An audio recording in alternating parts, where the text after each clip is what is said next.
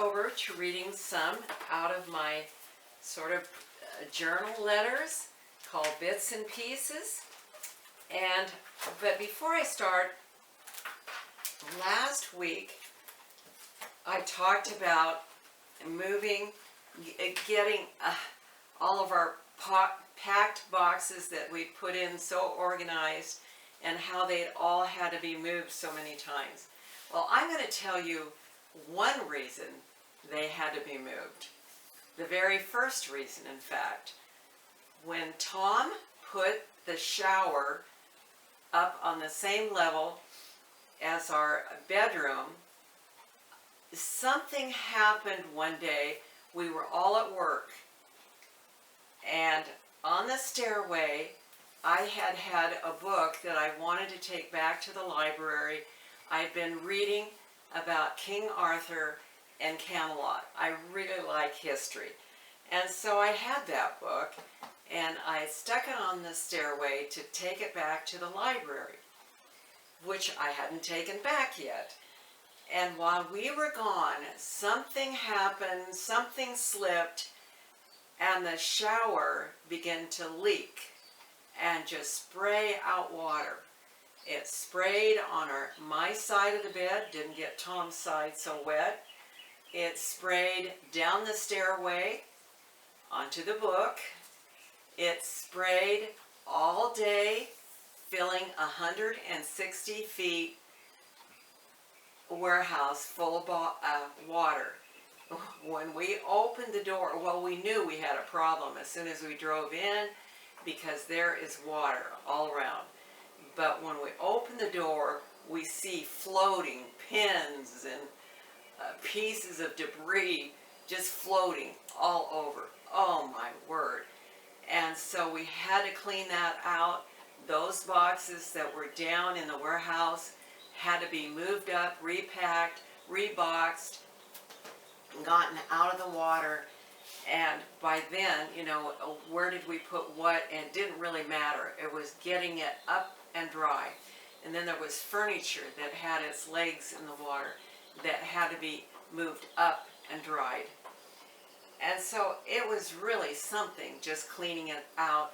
And I mentioned the book because it was a very expensive book, and yes, I had to pay for it because it pretty much ruined the book. But that was about the only thing that got ruined, was just a library book.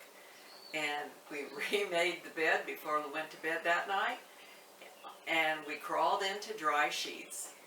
And Tom fixed the shower, and whatever went wrong never went wrong again.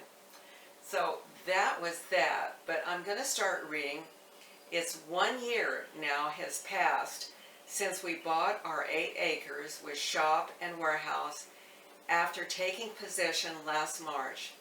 Tom made the break rooms into our temporary living quarters. I think we lived there 3 years. He had them ready to move into by the end of May, and now we find them quite cozy, especially when we lay in bed and listen to the pitter-patter of rain on our tin roof. Our acreage isn't what you would term picturesque, green rolling hills. Bare and bleak would be more appropriate description, but we see it as it will be. The few trees on the place seem to have been planted by birds perched on the roof. They are all too close to the buildings, and they will all have to come out. In anticipation of losing the original trees, we have been planting replacements. 11 pines on the north side for a windbreak, 2 fruit, a nut for enjoyment, 2 maples and an aspen for shade, a flowering plum and a clump of white birch for decoration, and a couple of poplars for boundary. I'm going to show you a picture of, and my hand is out like this to show you the height of the 11 little pines that we planted. And there I am Okay. Oh, it says on the back, this is $4.91, and I'm 55 years old. Okay. Can you, Tom just came in with eggs. Could you just put him over there, honey, and I'll put him up as soon as I can. And, okay. So, I wish I had a picture of how they looked years later. They were just these beautiful pines, and they just filled this area. And I talked about them being a windbreak, and the wind there would come, and it really kept the tree people busy, because after the wind would come through, there would be so many trees that were just tipped over. It was really windy, and I had this really pretty Canterburyville blooming. It just ripped it right out of the ground. I never even knew where it blew to. It was just gone. And but as more houses were built in around us, that seemed to change, and it wasn't quite that way anymore. So also in this, where we planted the pines, as they began to make a showing, I coined my new phrase, and I don't know if it's a real word or not, but it should be, and I called that the pinery. That on the north side was always called the pinery. Okay, country living brings living things, birds, mice, and creeping things. To help keep things in balance, we felt we should have a cat. We envisioned a short-haired, black and white kitty that would rub up against our legs and purr and not shed hair. What we have is a long-haired Calico Annie, we named her, and she is too busy pouncing to be rubbing against our legs. She does purr and play, and she does charm us when we're not too busy cleaning up her shedding hair. Tom keeps saying she's going to make one great mighty hunter. Since finding her first captured prey on my side of the bed, I thought, oh great.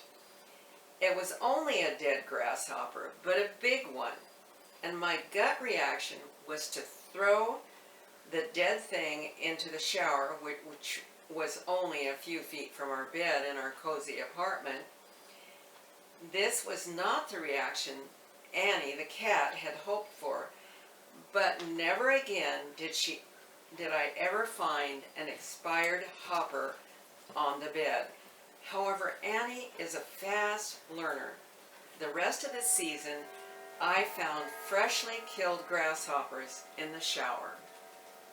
I wondered what will happen when she graduates to mice. Last night, I found out. Tom and I were lying in bed with the lights turned low, listening to the soft rain on the roof, recapping the day's events, when Annie leaped up on my side of the bed with a live mouse in her mouth. Like I say, she is a fast learner. She got the message right quick to get off the bed. Of course, I was no longer on the bed either. I was standing on a chair shrieking. Tom, still in bed, was also shrieking with laughter. Men have weird senses of humor.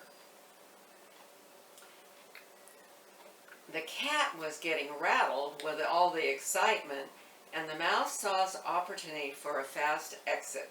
He dashed into the first port in the storm, which was Tom's shoe. After catching its breath, the mouse made a courageous dash for the dressers, which the cat spent the night guarding, the rest of the night guarding. Tom convinced me to come back to bed. It was not the same relaxed night. So that's the end of the story. Come next Saturday, find out what happens next. So, thank you very much, and come again, and I'm glad you're there.